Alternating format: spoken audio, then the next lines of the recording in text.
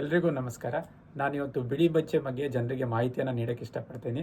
ಬಿಳಿ ಮಚ್ಚೆಗಳು ಬರಲಿಕ್ಕೆ ಕಾರಣಗಳು ಹಲವಾರು ಇರ್ತವೆ.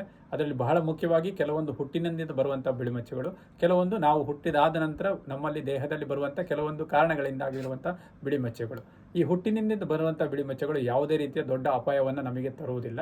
ಆದರೆ ಕೆಲವೊಂದು ಸಲ ಆಲ್ಬಿನಿಸಮ್ ಅನ್ನೋ ಕಾಯಿಲೆ, ಅದರಲ್ಲಿ ಇಡೀ ದೇಹದ ಎಲ್ಲ ಭಾಗಗಳು ಕೂಡ ಬಿಳಿ ಬಣ್ಣಕ್ಕೆ ಬದಲಾವಣೆ, ಚರ್ಮದ ಬಿಳಿ ಬಣ್ಣಕ್ಕೆ ಬದಲಾವಣೆ ಹೊಂದಿರುವುದರಿಂದ ಅದರಲ್ಲಿ ಸ್ವಲ್ಪ ಕೆಲವರಿಗೊಂದು ಸಮಸ್ಯೆಗಳು ಬರುತ್ತವೆ. ಅದು ಬಿಟ್ಟರೆ ಯಾವುದೇ ರೀತಿಯ ತೊಂದರೆಗಳನ್ನು ಅದು ತರುವುದಿಲ್ಲ.